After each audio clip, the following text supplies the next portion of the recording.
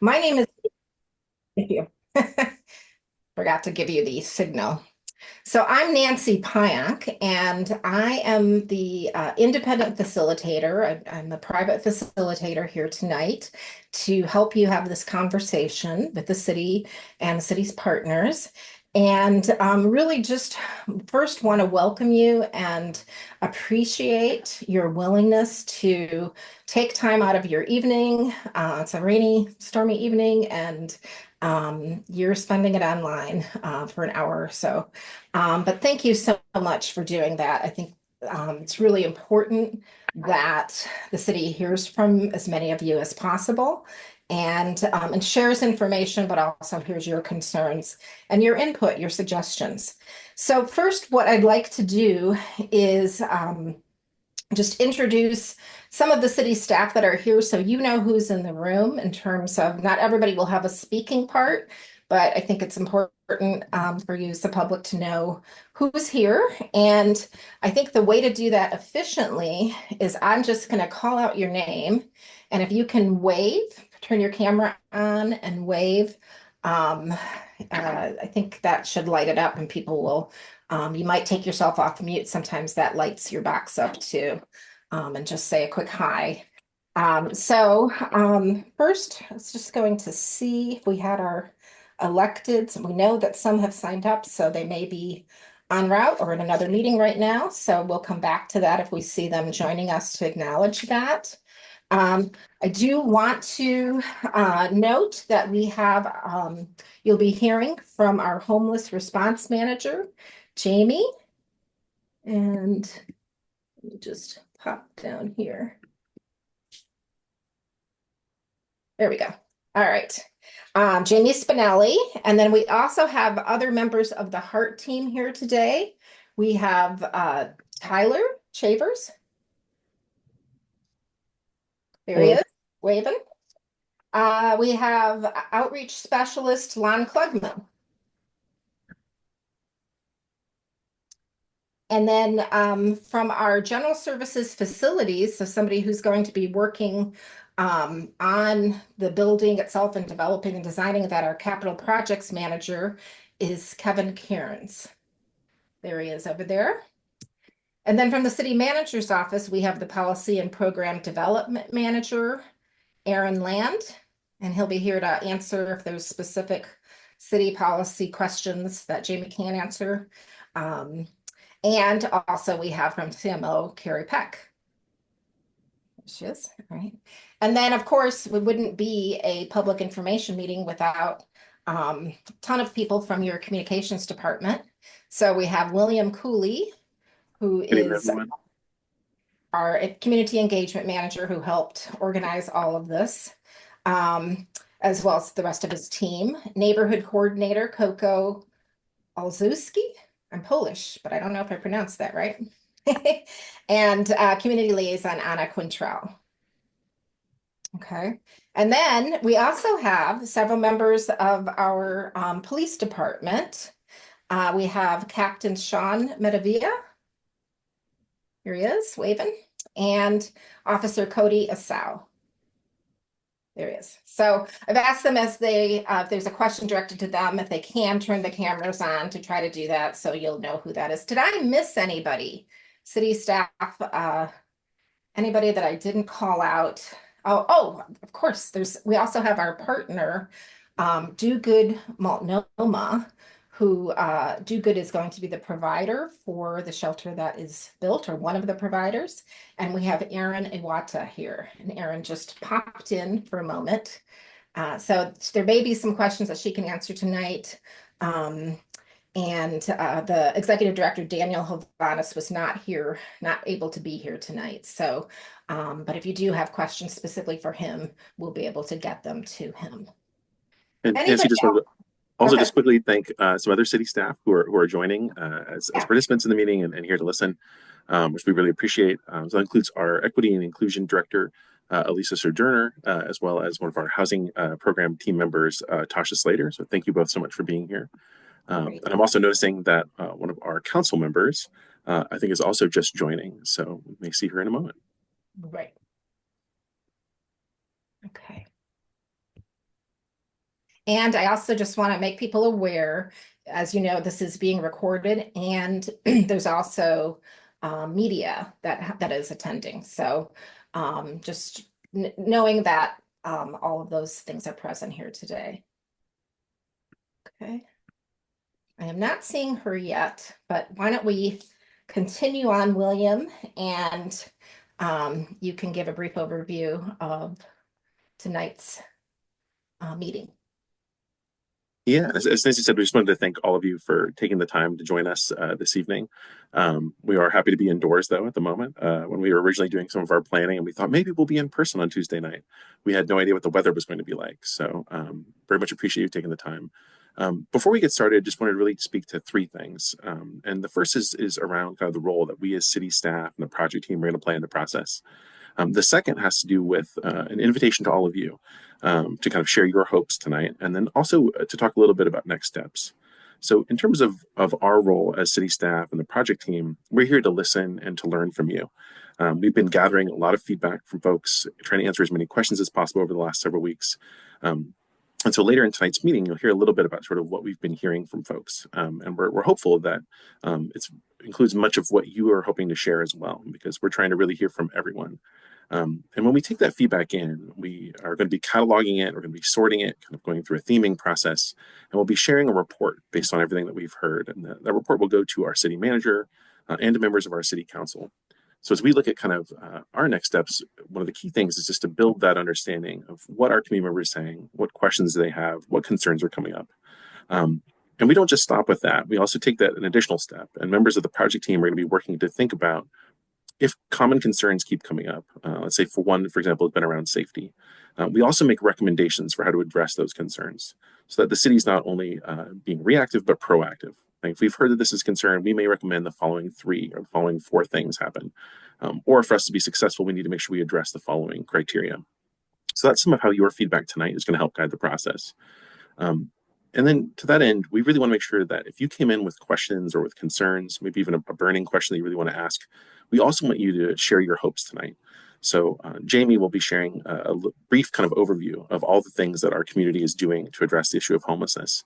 If there is something that you've heard another community is doing, if there's a community partner that you'd like to see the city work with, or there's something you'd like to see us do more of as a city, we really want to hear that as well. So your questions, your concerns, and your hopes. And then lastly, in terms of next steps, we want to make sure that you are able to stay connected with this process.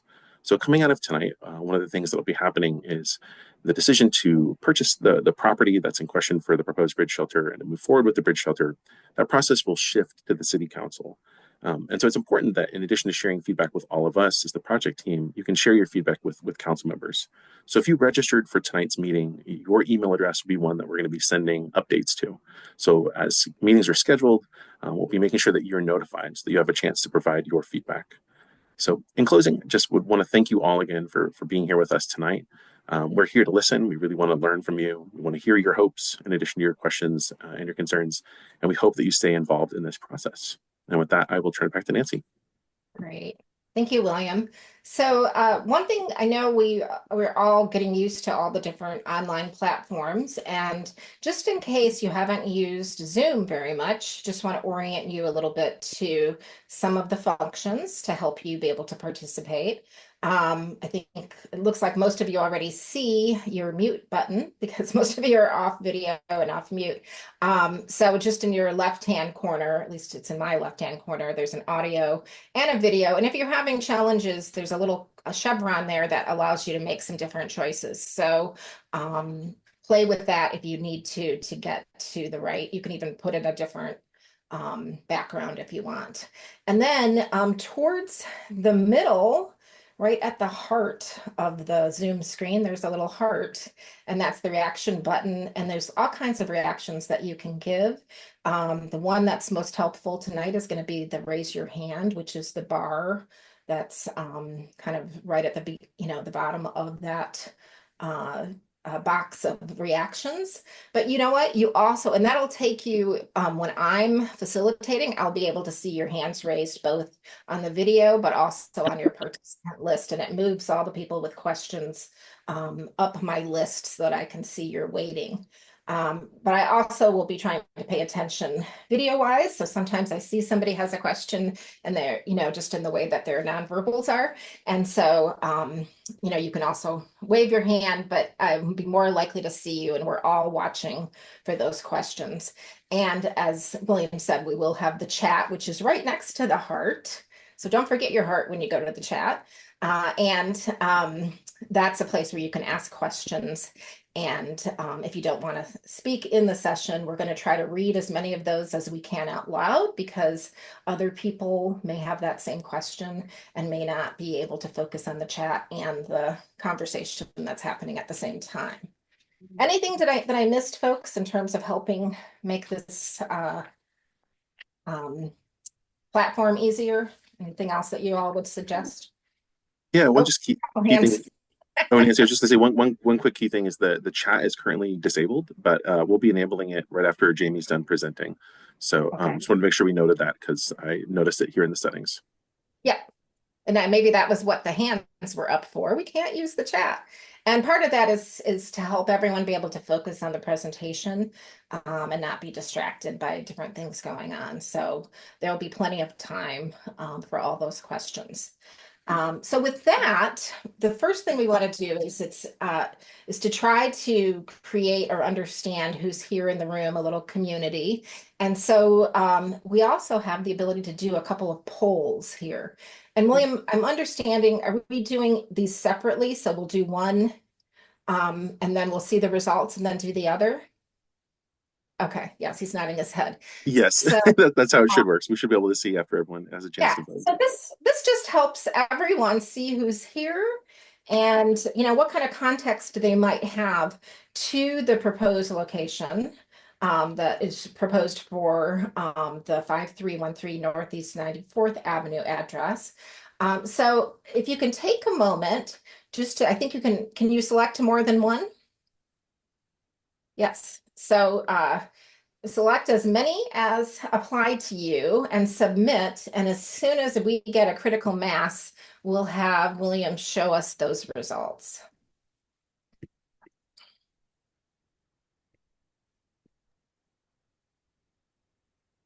We'll give folks about another 10 seconds. Okay.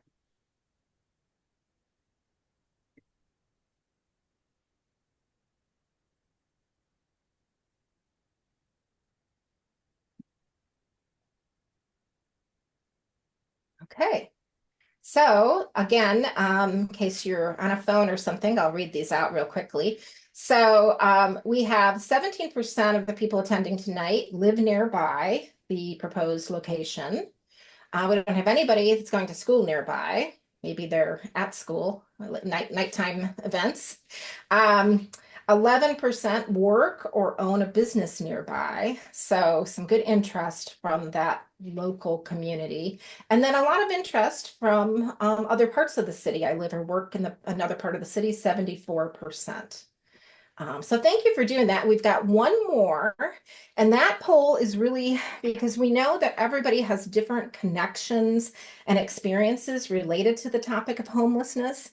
And it is helpful for us all to see, who's here, and, to understand the kind of what their lived experience and context might be. So if you feel comfortable, again, nobody knows, we don't collect anybody's information on doing these polls. They're anonymous. But if you feel comfortable, please select whichever of these boxes apply to you.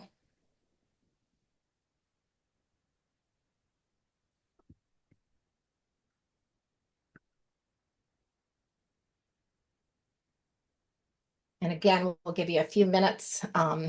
William can see the numbers ticking up.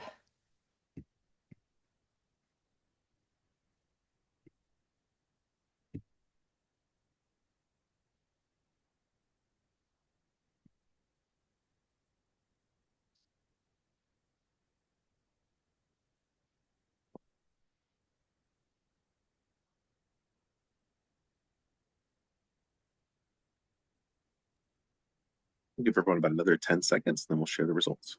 Okay.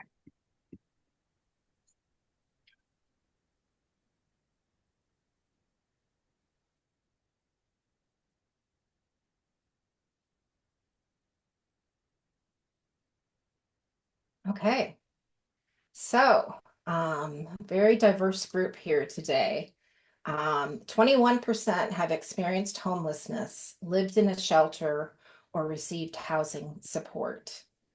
53%, so over half of us, have a family member or friend who has experienced homelessness.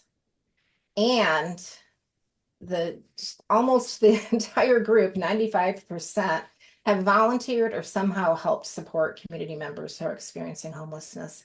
Um, that's, just seeing that, um, again, it just suggests to me what a caring community this is. And, that's part of what we'd ask tonight in terms of this conversation is that we do it in the spirit of caring and respect for all the different perspectives that people might bring tonight. So we know there's people have a multitude of different concerns, and every one of those is important to that person, and it's also important to the city to hear it. So with that, as William said, we'll first have a brief presentation from Jamie just to answer some common questions that we are hearing a lot. So you might get your question answered, right away, and give you kind of an overview of the city's efforts as well as where it is right now in this planning effort. And then we're going to open up the chat and we'll have time. You can put your questions there or, line up on my computer and I can ask the question for you, or you can ask the question and we'll figure out the right person to answer it. And then William will also share a link where you can put even more feedback and questions. And to the extent that you're not comfortable talking while this is being recorded, we'll also have a few minutes once we close at 7:30 to answer any additional questions if they haven't been answered by then. So with that, I will turn it over to you, Jamie. Thank you very much. I thank everybody for being here. As Nancy said earlier, I'm Jamie Spinelli. I'm the homeless response manager for the city. So I kind of oversee a lot of this project, though now we have capital projects involved, so Kevin's along with me. So I wanted to start with just a little bit of context for what you'll hear tonight. And then in addition to the reason for proposing the bridge shelter project to begin with. And I'd be remiss if I did not always mention that housing costs have gone up. They have continued to go up. And there is a direct connection between increasing housing costs and the number of people who experience homelessness. So the more those increase, the more homelessness increases. And that's something that the city, as well as other partners, continue to address kind of community-wide on an ongoing basis, in addition to some of the things you'll hear tonight. So the numbers that you're seeing here are from the January 2024 point in time count. And while it showed a 5% overall increase in people experiencing homelessness countywide, I wanted to just make the distinction between people that you see who are experiencing homelessness and those that you don't see. Because I think the next number, while it's a very slight decrease in unsheltered homelessness, those are the folks that you see typically in tents kind of around the county.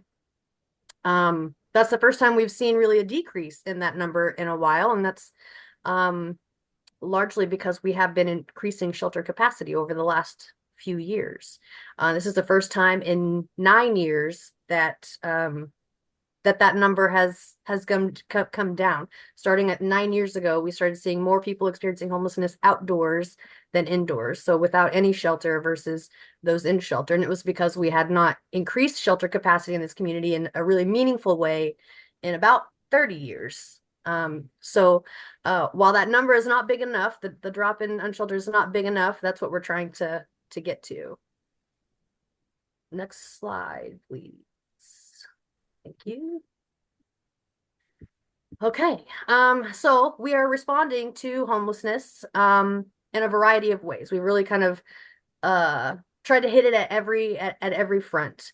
And we've been doing that. We've done it for some of this we've done for a long time, largely that related to housing, but we really ramped up our efforts at addressing the impacts of unsheltered homelessness in around 2021.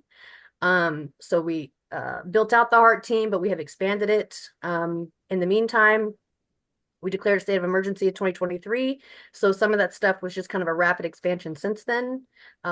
We've been providing safe parking for folks living in vehicles since 2020, but hired a provider to actually oversee those efforts at the beginning of this year. We have opened 4 safe stay communities since December of 2021. We work with Share. We partner with Share for the Talk and Trash program, and they hire folks who are experiencing homelessness or who recently experienced homelessness to pick up litter all over the city. And they're really providing kind of low barrier reentry employment opportunities to get folks back into the workforce. Next slide, please. As I mentioned earlier, we have and will continue to fund a great deal of housing, whether that's rental assistance, eviction prevention, affordable housing development. We incentivize a lot of affordable housing development because we're never going to end homelessness by building shelters. We need more housing for that, but people need a place in the meantime. So we established a community court program, which really just kind of continues to nudge people in the direction of connecting with services they need to end their homelessness. Over the last year, we've developed a really good partnership with Secure 39ers to develop some very culturally responsive, culturally relevant outreach efforts, because the Pacific Islander community, specifically the Chuukese community, is a population that has grown enormously over the last couple of years, but especially in the last year, and particularly unsheltered. And then we've partnered with Columbia River for a variety of reasons, but most recently their mobile health team and their behavioral health response in the Fourth Plain corridor. So as I kind of just mentioned, it takes a lot of us. There are many partners to this, and this is just only a kind of a snippet of it. It's not even everyone, but it will take everyone to address homelessness. And some of the groups, well, I think we actually have some people who are in some of those groups here tonight. But some of the ones that we work with for shelter are Do Good Multnomah, Share in some shelters, Try to Survive, Outsiders In. I'm probably missing some people that I'm not shouting out, but it's going to take everybody. And I think we can probably move to the next slide. Yes. So all those organizations are providing, I mean, hundreds and hundreds and hundreds of very specific programs to provide support. So it's not just the city. But despite all of those efforts, our community does continue to experience pretty significant impacts from unsheltered homelessness. And these are just some of them. These are kind of the main ones that led to declaring the emergency in the first place. So we still have these gaps in our social safety net, and those gaps lead to unsafe living conditions for those who are experiencing homelessness, as well as the rest of the community. And those end up putting a large strain on our emergency services, largely. So you can see we've got, over 2,500 calls for the fire department for both medical and fire since January. We've cleaned up more than 300 tons of solid waste from public property since January. Almost a quarter of Vancouver police patrol time, is spent directly on unsheltered homelessness. And as of 2 days ago, 48 people had died since the last homeless memorial, which was mid-December last year, died while experiencing homelessness. And that's almost double what it was just a couple years ago. So those numbers are all kind of rapidly climbing, and the goal is to get them going the other direction. Next slide, please. So to address some of that, again, shelter is not going to solve everything, but to provide more humane options for folks as they're waiting on housing, we are proposing a larger bridge shelter. As I mentioned earlier, we've done the safe stays for the last 3 years, almost a full 3 years now, and they're great, and they're doing good work, and they're effective, but they are also small, and we've got, as mentioned earlier, hundreds of people living outside and no more shelter beds. So the location that we're proposing is at 5313 Northeast 94th, so very close to Vancouver Mall. We're hoping to get up to 150 beds, understanding that we may not reach that number just kind of based on what architecture and design tells us we can do with this space. But we're crossing our fingers for as many of those as we can possibly get. The shelter will provide 24/7 on-site support from Do Good Multnomah. This will not be a walk-up shelter. This will be referral only. There will be on-site medication-assisted treatment. I know that I've mentioned probably in every other presentation I've ever done that just like the housed community, the unhoused community is also going through the same kind of fentanyl crisis. And the quickest way off of that is medication-assisted treatment. Well, it's immediate access to treatment, and this is the easiest to get. So this would be on-site, available when people need it. There will be peers on site, people with lived experience on site. And then we hope to build in some additional space to expand for severe weather shelter when needed. Next slide, please. There we go. So we're currently in the process of contracting with an architecture firm who's going to help us with all of the kind of infrastructure, the layout, the planning, the designing, and you know, kind of all the details that are not my specialty. These are current estimates for the cost. Again, those could change as well when we get some more input from experts, I suppose. Probably one of the things that I didn't mention is that there will be cameras. We have those around all of our shelters, just kind of for safety, security, etc. All the residents will receive background checks. We are screening out sex offenders. There will be a code of conduct that is required. But again, this is intended to be a low barrier space. So we're not requiring that people have already achieved sobriety before they come in. People are going to be able to bring their pets in. We might have to have limits on numbers because that could potentially be a lot of pets if everyone has them. But we really want this to be a space that people want to come to, that they don't have a hard time getting into, because the services that will be offered there will help them get to the next place that they need to be, right? Whether that's treatment, whether it's housing, whether it's recovery housing, whether it's employment, any number of those things. And then along with kind of all the services that we'll provide, the city does also establish no camping buffers around each of our shelters. So at the Safe Stays, it's 1,000 feet where no camping is allowed.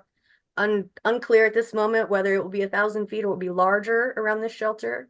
But we do want to make sure that this is not only a safe space for the neighborhood when we put something in, but we want this to be safe and you know, calm and restorative for the folks who will end up living there. Next slide. So, and I don't want this to deter anyone from sharing any of these same things tonight. I know Nancy or William mentioned that earlier, but these are some of the things we wanted to make sure that it's clear that we are hearing and we are paying attention to the things that we're hearing so far. So if you have repeats of any of this, that's totally fine. But we do hear a mix. I think we wanted to make that clear as well. There's, you know, I think everyone wants people to get off of the streets. No one wants people living outdoors. People who live outdoors don't necessarily want to live outdoors. It's very important to us, and I think to the community, that people are being treated with dignity and respect, and that the space that we end up building really promotes that.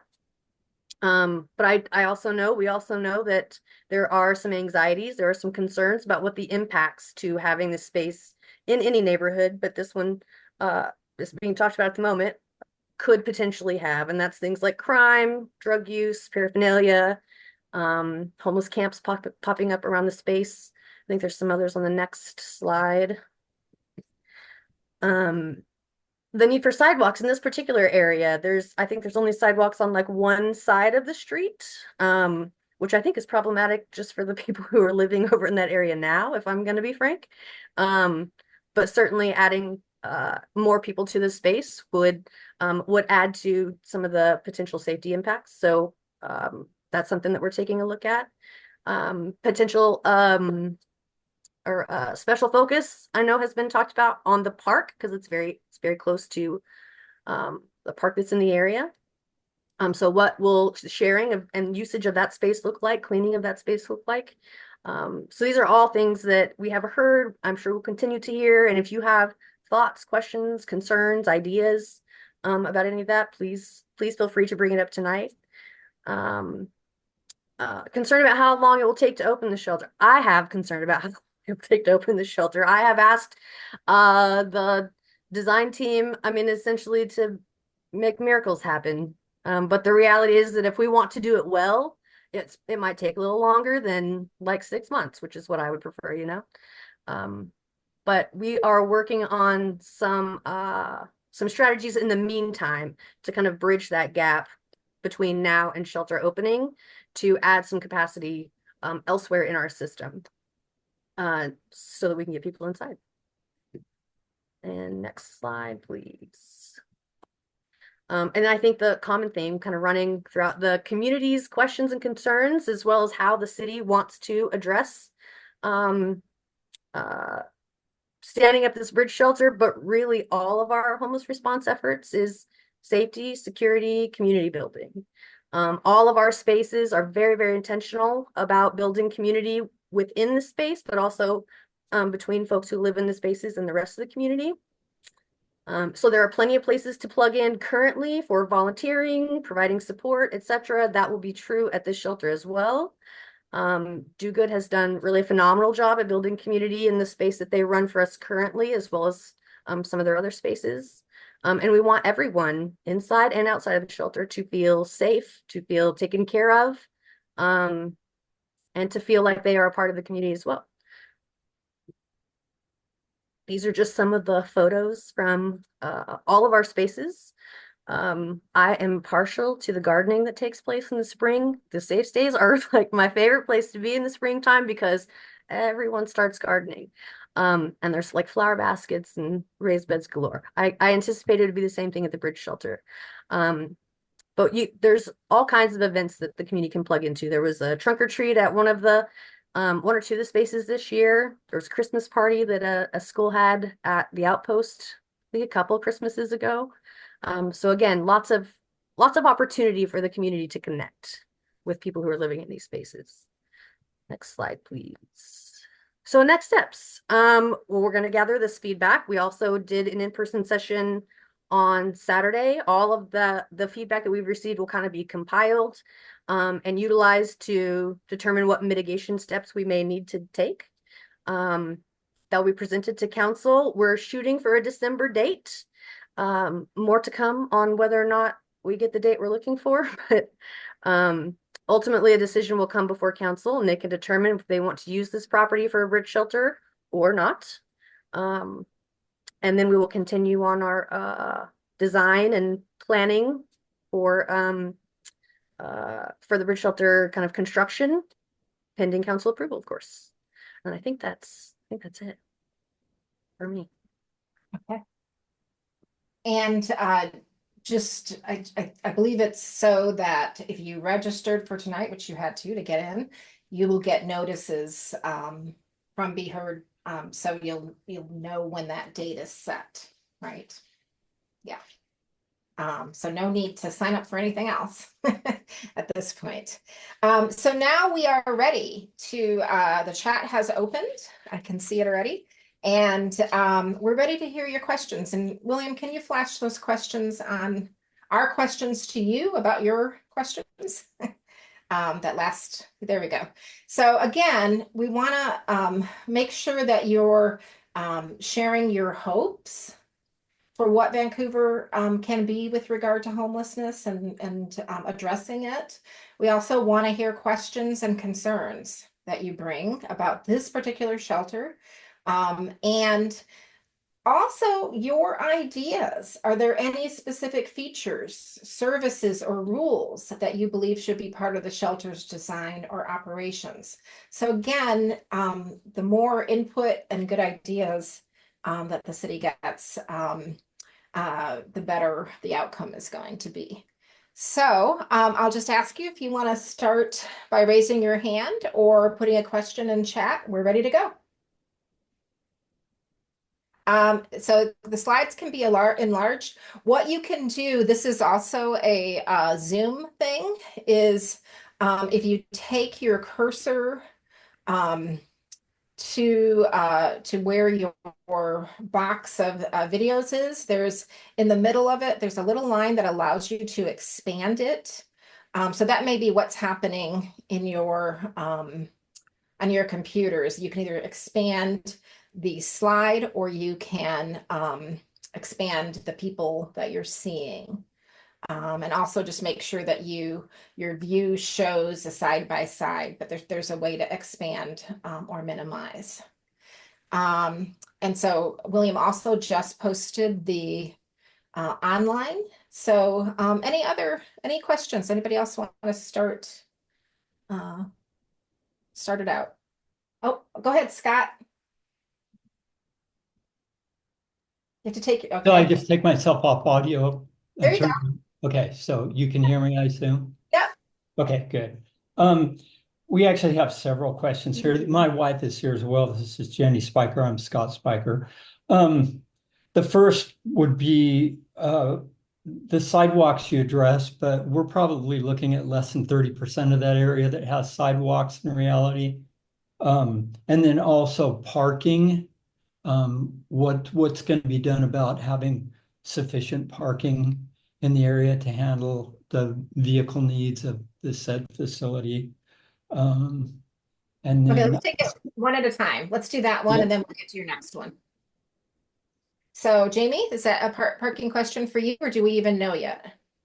Well, obviously we don't have the layout or anything yet, but it is part of our plan with the architecture firm to ensure that we've got parking on site to accommodate the number of people who will be living, working, etc. at the site. So it's not gonna be up and down the road parking, it's gonna be. It should not be. No, we should have enough parking space because it's a very large lot, so it's a little over 3 acres, I believe. So Yeah. we will be building parking into the whole plan. And as far as the sidewalks, could those sidewalks be expanded to the park and down? Because really there is so, like you said, there's no sidewalks on either side in some areas. Yeah, so I could not make any promises on exactly where sidewalks would go because that's not my that's not my department, and probably Ryan Laposa would get mad at me. But we fully intend to kind of assess that entire area for what the sidewalk needs and other infrastructure needs are, lighting, etc. Okay. Okay. To make sure that we're meeting the needs of the, not only the neighborhood, but the number of people who'll be moving in there. Okay, thank you. One Sure. of the other concerns I had was just the density of the type of people that you're talking about putting in the area. So we have like Share Orchards, which is just on the other side of Orchards Park, the park that we're talking about, and then Bertha's Place, which is less than 2 blocks from here. So then what the facility you're talking about is going to add an additional 150 beds on top of those facilities that already exist in the area. And so my concern is that when you have a concentration of that many people, I'm assuming a fair amount of those have drug issues. I'm not sure that putting a bunch of people with that kind of problem in the same areas is maybe a good idea. Sure. So I wanted to make sure that I'm clear though, because I know that this is the number of people is something that's come up many times. We may not get 150. We may only get 80. We may only get 85. It's kind of dependent, but just the underlying kind of purpose of your question is heard and it's understood. And I know that we will build in, whatever mitigating um supports we need to ensure that we're not, because we don't want failure for the people who will live in this site temporarily, Right. just like we don't want failure for the neighborhood or anyone else. So we've got the ability to work on how we're doing intakes, how we're doing referrals, to ensure that we're not just cramming a bunch of people into a space. It is my heart's desire, and it is my life's work to make sure that we are focusing on quality over quantity. I want to serve everyone, but I also want to serve everyone well. So we will do what we need to do to ensure that there's a good balance there for that. But I appreciate the comment. And if you have more questions, we'll come back to you. I want to just make sure that other folks in the session get heard, but we will, please feel free to raise your hand. So I just wanted to note from the chat, and I'll be bouncing back and forth between the video and the chat, but Matthew Trevino noted that on Saturday, his favorite recommendation was to consider moving the closest bus stop to be as close as possible to the entrance. So that might help with some of the concerns about parking, et cetera. Another question from the chat was, how will the city ensure the shelter operates effectively and does not become overcrowded or underfunded? And I guess I want to combine that. Well, do ask that one. I'm not going to ask you too many questions. So how do you make sure it operates effectively, doesn't become overcrowded, and is not underfunded? Sure. Well, so in regards to overcrowded, I think partially that's answered by the answer that I just gave. It's going to have a limit on the number of people that can be there. And we're not just going to throw beds in everywhere we can find an empty corner. Because again, I want success for the people who are staying there as well. So I mean that the space itself is going to limit the crowding or the number of people that can be there. In regards to funding, the city manager has recommended as part of the budget that's going through right now, some additional revenues specifically to support only the bridge shelter, both the construction of it, land acquisition, and also ongoing operations of it. And that is something that the community can provide feedback on now. They can do so next week at the city community forum and the week following. That whole budget package, but including that revenue source, will be on the agenda on public hearing. So you can provide your comments, your feedback, but there will be a dedicated funding source just for this effort. Okay. And included with that, the next question, I'm just going to stay with the chat for a moment, is given the estimates that you gave, has there been a cost benefit analysis of the cost the city and county bear when people are unsheltered? So as you noted, fire department response, police response, trash, death, and judicial burden versus building this shelter. So I know that there's some of that had been done previously. I'm wondering, has that Sure. been done? So not necessarily like as one big package in this community. It is very difficult to get all of the components that we spend money on related to homelessness. Very difficult because it's the jail, and you have different jurisdictions there. So the county does the jail, the city, has our own law enforcement. We've got the fire department, but then there's also costs related to ambulance, emergency room. I mean, it's spread so wide, the financial impacts.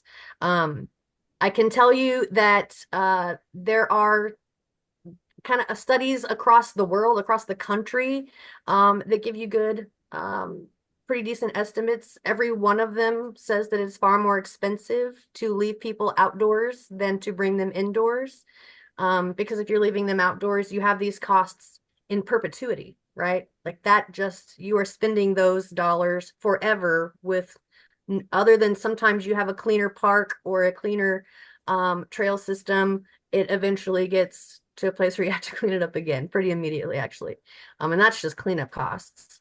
And it does nothing to move the needle on homelessness. It does nothing to move people indoors. So I think I'm trying to remember what some of the dollar amounts were. I want to say like around 50K a year, like per individual. And that's just kind of an average. There are people, there's like a story about, what do they call it? Million Dollar Murray from, I think he was like from Las Vegas or something. There are some individuals who are very frequent utilizers of those kind of high need services that cost tons of money just to take care of like the most basic things. And again, it doesn't move them forward. I hope that answers Okay. the question at least enough. Not, they can ask another question. So let's move to one of our folks who had their hand up, Andy T. Go ahead and ask your question. And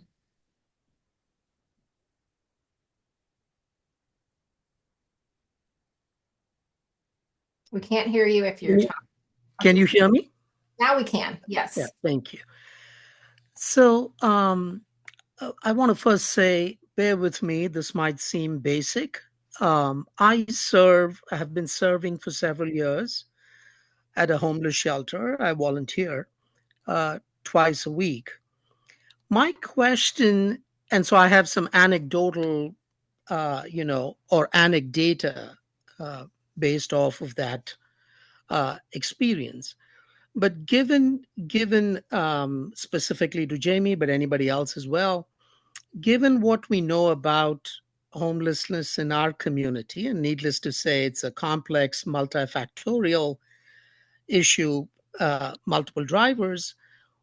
What would you say if you were to do a kind of a Pareto, right? 80% of the issue is addressed by, let's say, these three issues, and what would they be? And based off of that, I have something very specific to this project.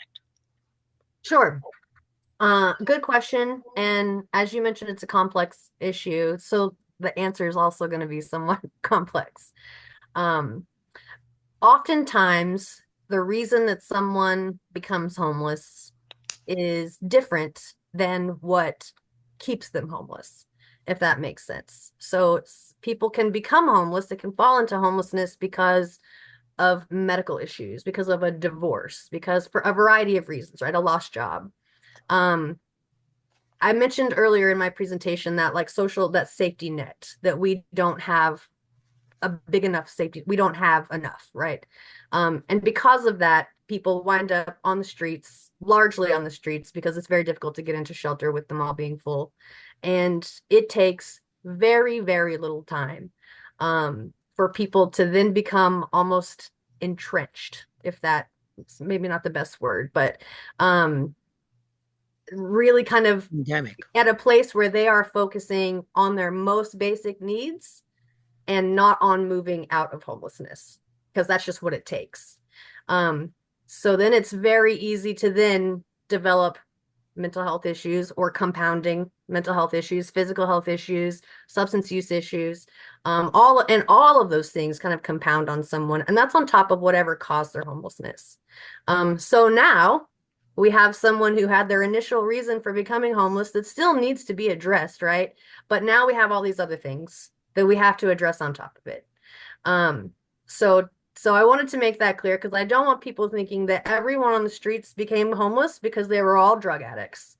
Some people might have been, many people were not. Some of them, however, even if they weren't before, may now have a drug use problem. So I would say of those who are unsheltered right now, kind of chronically unsheltered on our streets, I would say probably 85% have got a substance use issue. Again, not that they started that way, but now they probably do. Mental health is kind of commingled with that, very closely intertwined with that. But I will also say that one of the fastest growing populations to unsheltered homelessness right now is people who are older and with physical disabilities. So many of I see Erin furiously nodding her head yes, because the bulk of our referrals into our safe stays right now, so from my team as well as others, are people who are largely older, but some not, some just with physical disabilities, who can't even manage some of their own ADLs and that like activities of daily living. So showering, clothing themselves, just walking, or getting themselves to a restroom, using the restroom on their own. So these are the challenges that we're starting to see kind of flood our shelters. There's a lot of that in the shelter. Somebody mentioned the shelter that's just down the street at the old Howard Johnson Bertha's place. That shelter largely serves people who are 55 and older. And it's one of the reasons that their average length of stay is over a year, because for them, it's not as simple as just coming in, stabilizing, maybe addressing their mental health, addressing substance use, getting a job, moving on. For them, it's, they're on a fixed income that is not going to be increasing. So for them, it's an affordability issue on top of their physical issues. And the affordability issue, I mean, none of those things are going to go away for those people. And we don't have something to serve them currently other than shelter. So again, that's a long answer for your question, but that's the reality.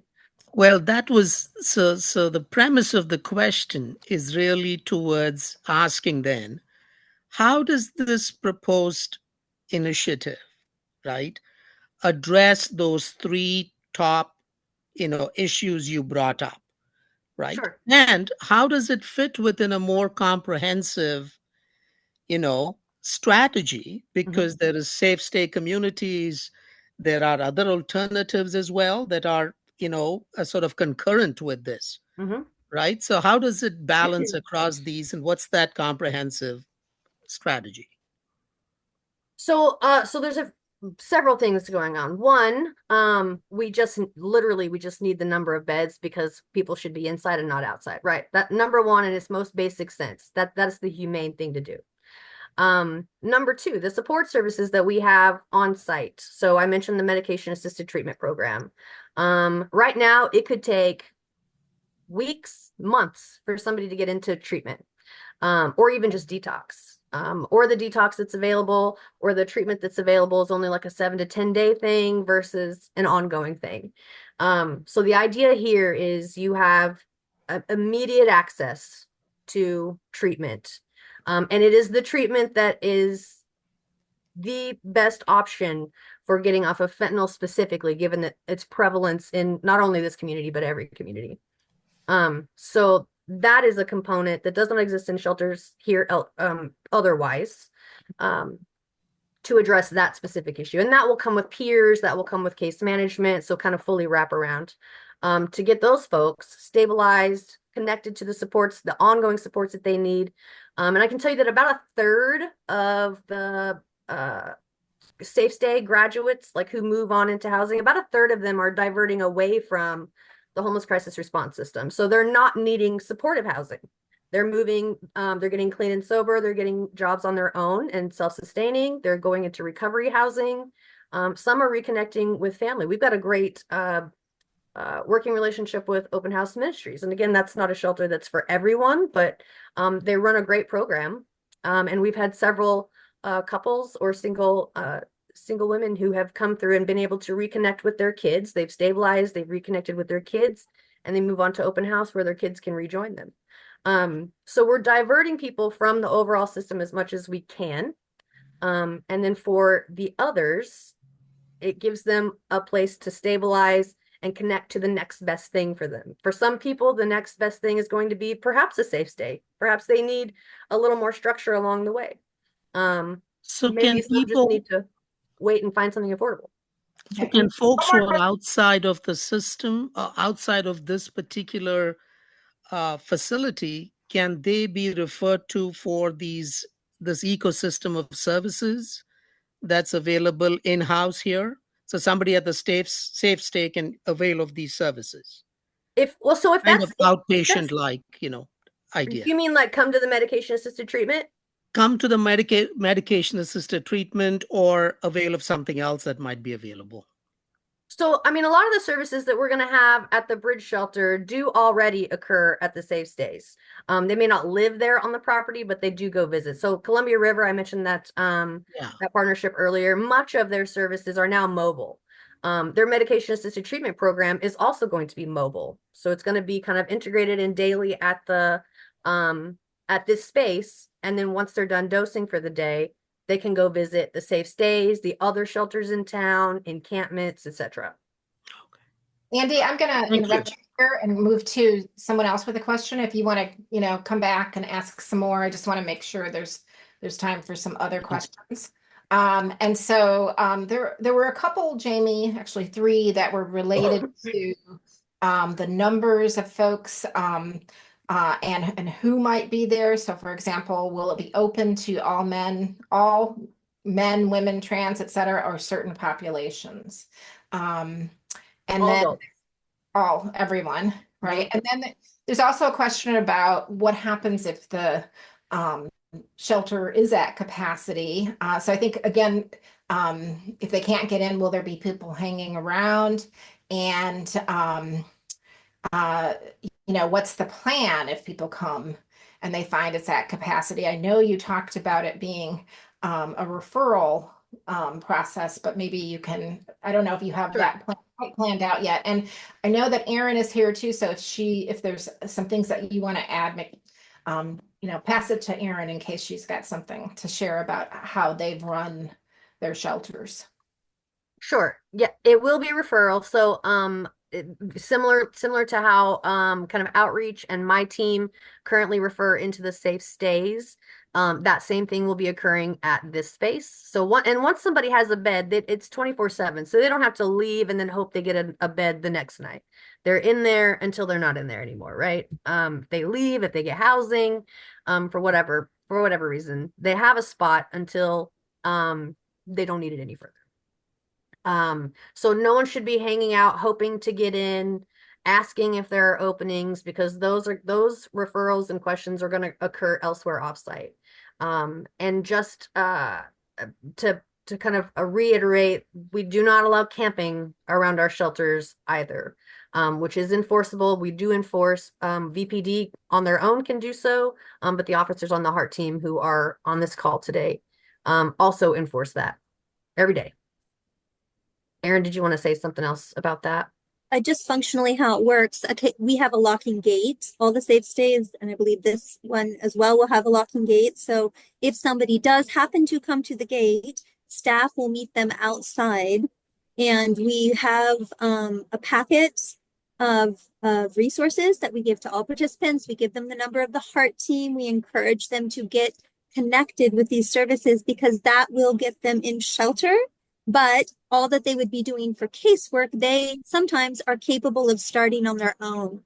And if staff has time, we are 24-hour staff. So if staff has time, we can sit outside with them for a few minutes and highlight things that are going to be relevant for their particular situation.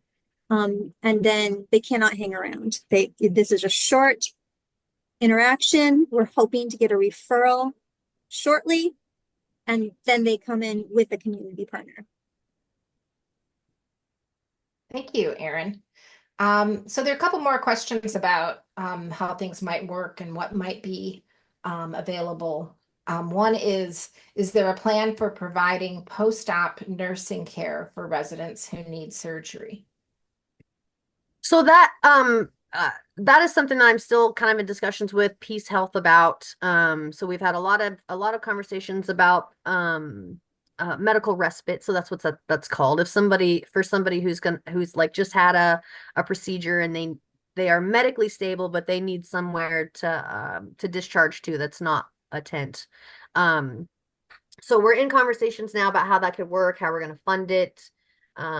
If it's that's kind of a continuum of what medical respite looks like. Sometimes it's literally just a shelter bed. And in that case, we can have more of a direct referral process just for that. For folks who might need higher levels of care, medically related, that is going to have to be some planning and conversation around how we would do that in a way that is helpful actually, and not bring somebody in that we then cannot take care of. But in general, yes, depending on what their care needs are. But I do think that just having the shelter beds in general, there are a great number of people, which I was kind of wish somebody from Peace Health were here now. But there are a lot of people whose care needs post hospitalization are really just a safe indoor space to be. And right now they have a whole lot of those, as well as people who do need more extensive care. And with limited resources, there are some people who go without. So if this shelter can take those lower needs folks off of the plate, that leaves more resources available for them, for other medical respite or motel rooms, things like that, for those who do need higher medical support when they leave. So another question around the congregate shelter. Can you speak to why a bridge shelter as opposed to an emergency shelter for 150 residents? Well, there's a it is technically an emergency shelter. What an emergency shelter is has kind of evolved over time, like how they're actually implemented. HUD has a definition for emergency shelter that's really super, super basic. It is literally just an indoor space to be, whether it's overnight or even just a day center. All those things are considered emergency shelter. Um, a bridge shelter, I don't know who coined that term, but someone did. And it was basically to differentiate between just that most basic kind of shelter and one that's more service rich, where people can actually stay for a longer period of time, even though it's still temporary. Um, in all my years doing this, what I know is the more you make somebody move around and leave and they're not allowed to be somewhere for an extended period of part of the day, that's just more and more destabilizing. So the goal is get them in place, give them what they need, give them a stable place to launch from, figure out what their needs are, right? Triage, provide that stabilizing support and give them a space to launch from. So that is why we would choose this one over this model over just a roof over the head and that's it. We did the roofs over the head for years and here we are with more people experiencing homelessness, with more barriers, with more challenges. So here's a design question, and I don't know if this has been determined. Is the plan to use the existing building or is it going to be torn down for a new building? The plan is for that to be torn down for a new structure. Okay. So I have a couple of questions around evaluation again. So the first one is, what evaluation has been done to decide between non-congregate tiny home communities, which our community has seen success with, versus a large-scale congregate facility, which our community has not seen success with, and in parentheses, the navigation center. There's a concern that putting this many people with this many issues in one place could lead to some bad outcomes. So Karen, I had the same thought as you did whenever I first was proposed this by someone in the community. Um uh and then I was asked to go see a large congregate bridge shelter down in San Diego. And while I'm fully aware San Diego is different, their climate is different, everybody's population is different. It's their own flavor everywhere. What I was interested in was, can that many people be in one congregate space without it being absolute chaos? And I was doubtful. But I went down there and visited that space and in fact saw that twice as many people could be in one big congregate space and it was not chaos at all. And that really is boiled down to your operator and your operating model. Because what I saw was a bunch of people who were happy to be indoors, and these were not ideal living conditions. Not even just because it was congregate, like that space was literally one giant open space with rows and rows of bunk beds, and we are not doing that here. And for some of the reasons that I mentioned earlier, we've got a great number of people with mobility issues, with disability issues, so they're not climbing up onto bunk beds. We want to have this space be very healing, restorative, understanding that we are in the housing crisis that we're in. We understand that some people will be there longer than kind of your typical emergency shelter stay. So we're looking at how can we create smaller dorms where you have groups of people, so it's not 150 people in all one big space. Additionally, because we want to have pets there. Now, this shelter did have pets. It's really kind of shocking how they were able to do it. But the one in San Diego, they had cats, dogs. I mean, people were able to come in with their pets. It was done. I feel like that, it's amazing how they were able to do it, but it's their staffing. They staff it with people with lived experience with homelessness. You know, there are many people who went through that shelter who now work at that shelter, and we experienced that at our safe stays at some of the other local shelters. Part of the reason that the Navigation Center was as challenging as it was is that it was not open 24/7. People were there from early morning to 5 p.m. And then they had to bounce. And that's the challenge with anything that's not 24/7 when people have nowhere to live. So they started camping nearby. So they were so that they could get to the Nav Center early in the morning to sign up for the limited number of showers that were available. And then come 5 o'clock, they were, you know, exiting through the neighborhood back to wherever it was they camped. And that kind of happened in large quantity, all at one time. So I feel like it's a combination of how we're going to actually design the space, what services will be delivered, who will be providing those services, and just the rest of the model, which is they can be there 24/7 to take care of their business. So there is a question about how long you might anticipate people staying there. And you know, also kind of a question around the decision to build this expensive shelter when there might be less expensive alternatives that could bring people in sooner. But the questions are related in the sense that there's a concern that the maximum number of beds is not enough to provide us. So the decision, and then, you know, how does this affect a solution, or, you know, what's the city's thinking so far on this? Sure. So I realized I didn't answer the evaluation between the tiny homes and congregate part of that question. It is more expensive to do the tiny homes. That's just, you cannot get the economies of scale with they're great, and there is a place for them in this ecosystem, because sometimes folks need to then transition to that next thing, but maybe permanent housing, independent housing is not the best fit for them. So a site like that is, you know, it's a good option for many people. But it is more expensive. It's significantly more expensive. And you have to find not only that, but you have to have the land to, you know, to serve that number of people, you know. So if we were doing you know, if you look at the Safe Stay one, we have 20 units there. We could probably add another, you know, 10, 15 units to that site,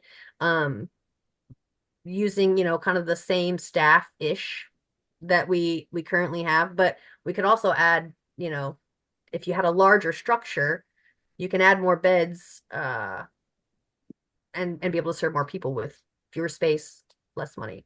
So that's that one. Now I'm trying to remember what the next one was. Yeah, I have to go back to it myself. Well,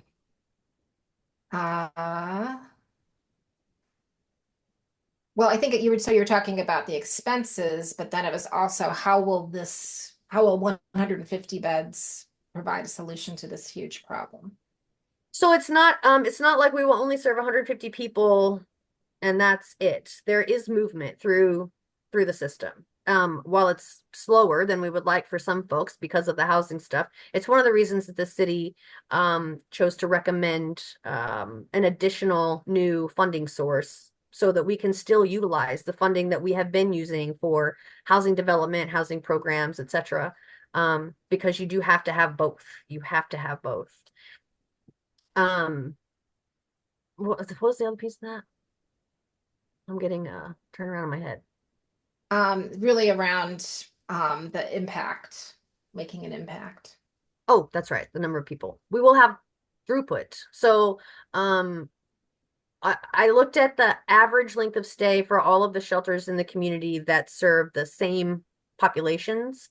Bertha's Place really kind of skews it long, very long, because they've got folks that have been there for well over a year. But it's looking like the average length of stay across the system is about 4 months, between 4 and 5 months, which is really not horrible given kind of the state of the housing situation. But again, I think some of that's because these sites are effectively stabilizing people and diverting them from the rest of the system. So they're able to come up with other housing options for themselves. Yeah, I'm trying to relate questions to each other, but it might feel like I'm bouncing around a little bit. So there was one other one that was sort of a comment that there's a possibility the bridge shelter might obsolete itself, in the sense of, we solved this problem, and there's also a concern that it could be this well, the words used were crutch or enabler for recidivism, that people know it's there. And so they, go into homelessness again, and, want to know if there's any limits to, people being able to be in the shelter once they've been there once. Uh, or to also to be able to speak to the folks, the graduates of the shelter, people who've achieved have achieved a house, a living quarters, to be able to come back and help, etc. So I don't know if I just mangled that whole question, but Well, now I've forgotten the very first part of that question because I remember the length of the last one. Well, Can we work ourselves out of a job? yeah, Oh, when you work yourself out of the listen, job, Please, and let's do it. what is the, have you thought about this, the thought that folks, it might be something where now it's kind of, an we're enabling people. expectation that people, might rely on, as opposed to moving, being able Right. to progress towards housing. Okay, so two ends of this, really the same kind of point. One, I while I appreciate the hopefulness, the optimism there, I don't know that there's going to ever be a community that never experiences homelessness again. We can, however, reach a place where we have a better safety net, so that when people do fall on a hard time or whatever it is, we are able to catch them with this excellent system that we have created, so that they're not falling into unsheltered homelessness and then picking up all of those challenges that I mentioned earlier. We will have a system that is able to catch somebody and quickly provide them the supports to get back onto their feet, or whatever is their next best thing. That's the goal, right?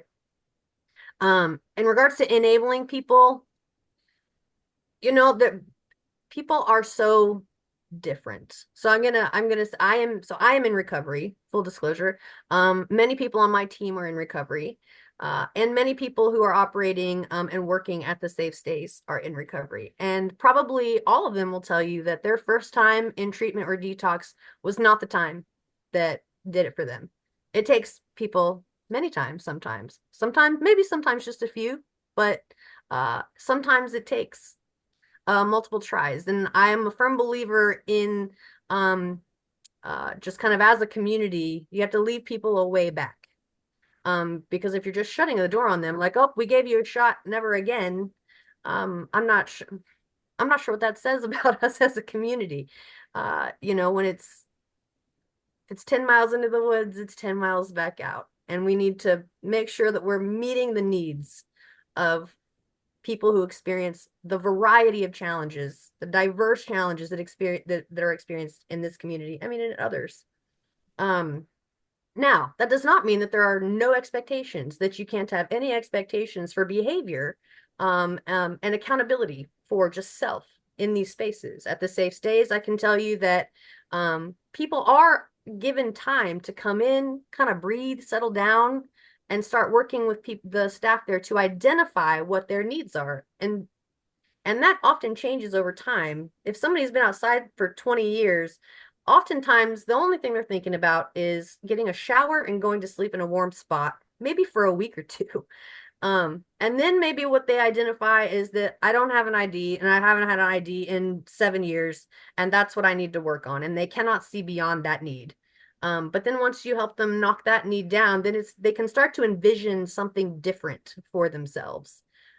If you have not ever experienced something different, a life that's different, it can take some work and some modeling from those around you, which is why we are so intentional about the community building efforts that take place at these sites, because it takes some of that outside influence and connection and community, for somebody to be able to see what's possible for themselves.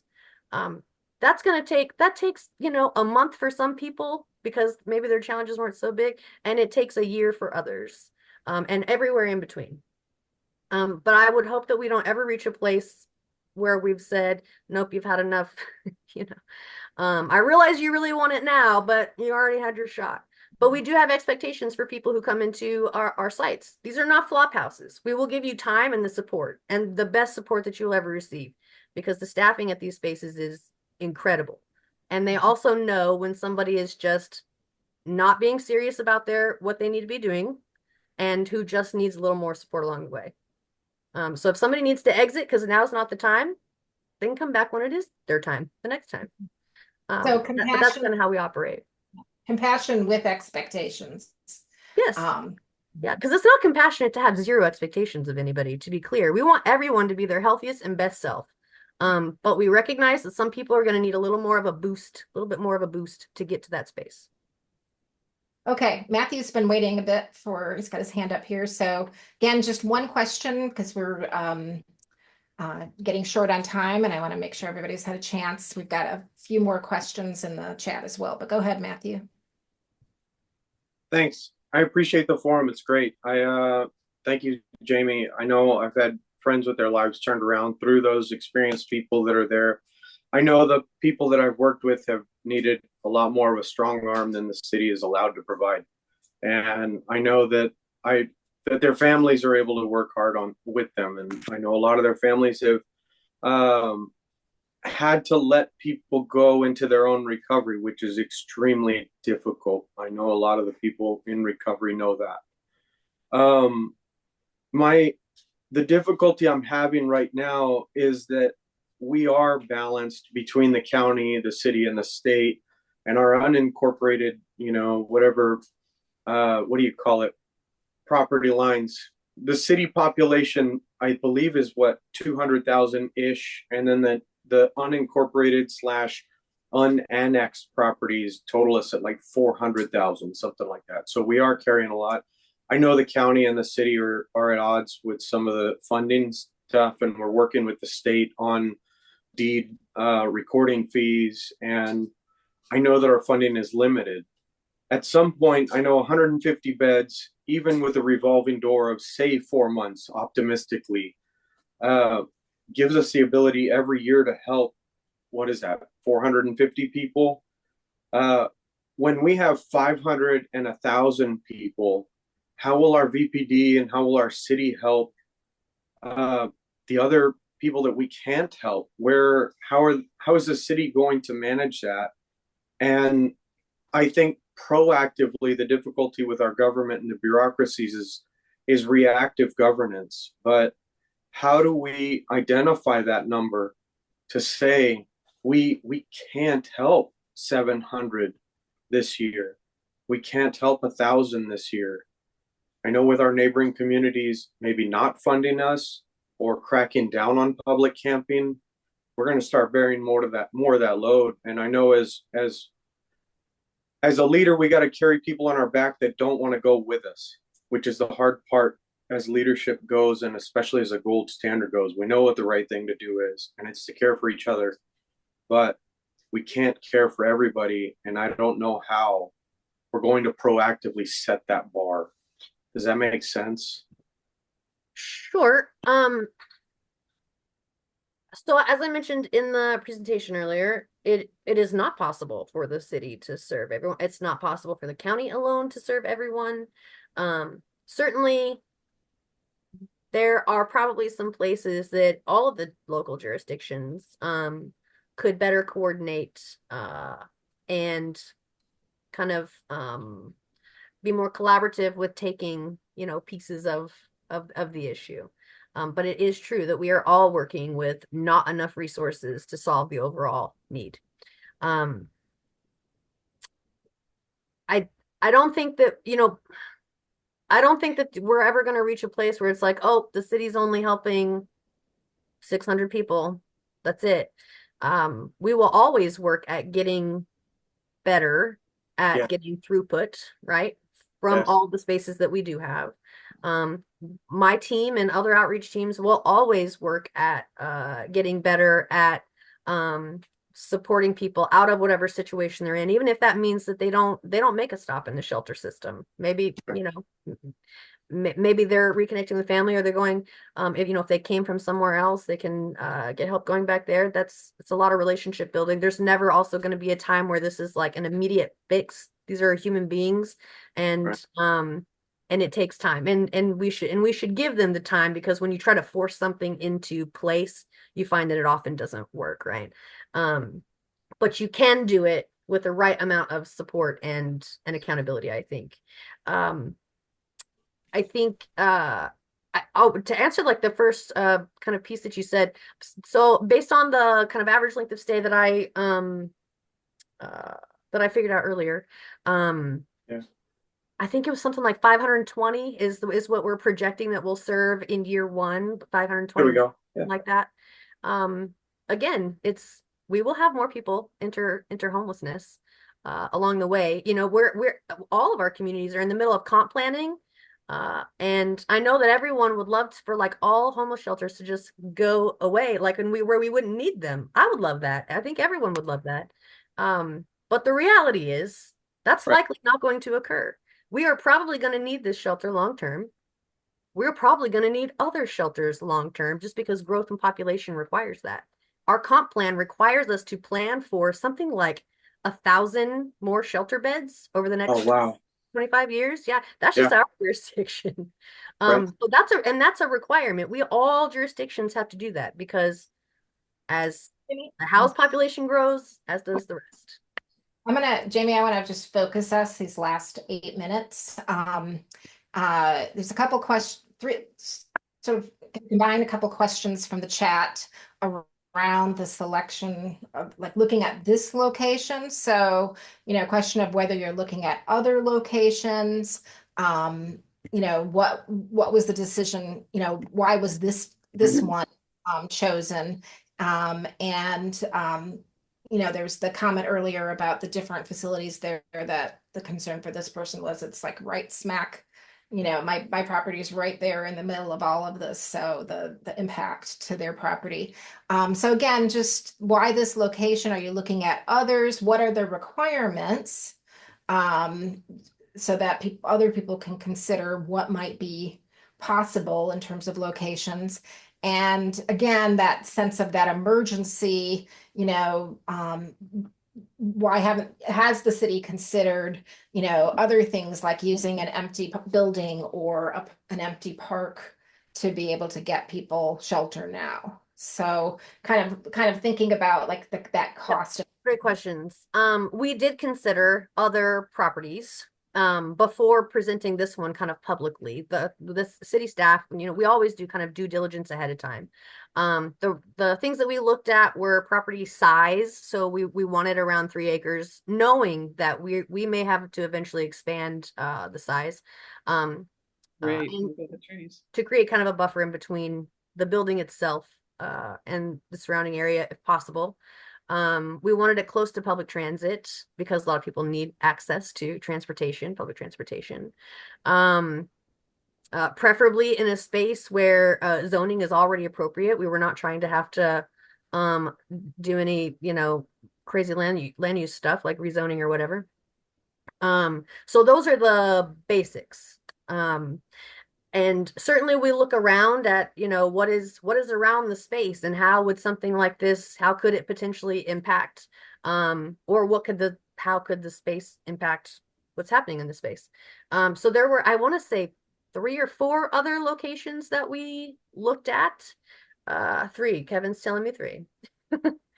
I've looked at so much property the last 3 years. They're all running together. And this was the most viable. 3 formally, I just want to say 3 formally, but we looked at way more than that informally. Mm-hmm. And some of those were not publicly owned. They were owned by others, as this one is and was. And some of the property owners were just unwilling to sell for this reason. They were unwilling to let a property be used for this reason.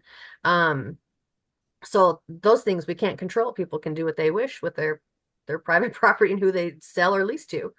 And so this was the one that made the most sense. There was an article I know at one point, because we were really hopeful that we could use the space next to Clark College that's really kind of off the beaten trail.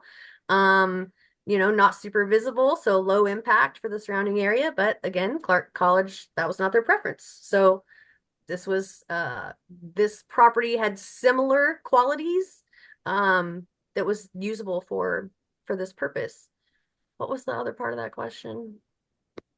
I think you, it was just kind of wanted to know the requirements, whether other less expensive, like things that the city already owns, or an No, empty. there are no city properties. That was the first thing I looked at and because we've been looking at those for safe stays as well. But we just don't have that much that can be used for things like this because it did need to be zoned correctly as well. Okay. And so, Jamie, I have two more questions from the chat, and anybody else who wants to get in line. The first one is kind of related to this. I think you can share a quick answer, which is whether you viewed any other models in other places for this. Yes, I've looked at lots of models in lots of other places. Um, uh, there is no single shelter that is doing everything 100%. Like that's the way to do it. That doesn't exist. What we have done is taken successful pieces of models and tried to kind of put them together in a way that fits the needs and the population of Vancouver. San Diego, for example, that's just one model that we looked at. Their weather is nothing like it is here. So there are adjustments that we have to make for even just our weather. I got a good glimpse at what their population, like what are the challenges they're experiencing. Some of that is similar, some of it is not. So we've made some adjustments to this. Same thing with staffing models, same thing with just like the structure itself. So we've looked at many models. Some models horrible, right? So it's a good example of like, well, we're definitely not doing that ever. But then we've seen some really good pieces and we've seen pieces of our own, right? In small scale, what we've seen with the safe stays, just the kinds of things that work, the kind of interventions that work on a smaller scale. Some of that you can scale up. And I just actually remembered another component that I wanted to mention from the last question, in regards to adding stuff at city facilities or things like that. So we are, in the meantime, I mentioned earlier, trying to add capacity in the short term. So I just talked with some folks today and got the go-ahead for utilizing some city facilities for winter and severe weather shelter. So between December 7th, I think is when we're going to try to open through March. So that gives us some additional capacity to really make sure that we are addressing this as an emergency, because it is. So we're going to be adding something like, I think it's 90-ish beds over the next several months, for both kind of nightly winter shelter as well as some additional severe weather capacity. And then we'll, now that I got to go ahead on that, I will continue looking at is there anything we can do in the spring. Now those buildings are used for other things during the day and such, so I can't just make them a shelter henceforth, but we are looking at everything that we own. Okay, and so we have one more question, and I'm wondering, I was just going to ask your question, Sarai. I don't know if it's Sarai. So I don't know if it was the same question or if you had a different question. Go ahead and ask it. Okay. So this one I think is related to, I saved it till the end because I felt like it's a great cap-off question. How will the shelter's success be measured, and what happens if it doesn't meet expectations? Sure.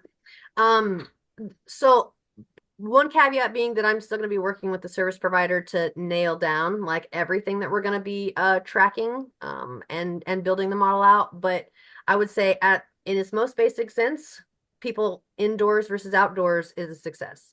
Number two, we will be tracking how many people are coming in. We'll be tracking length of stay. We'll be tracking the kinds of housing that people exit to, or how many people are exiting in more of a negative fashion, and what's the reason for that.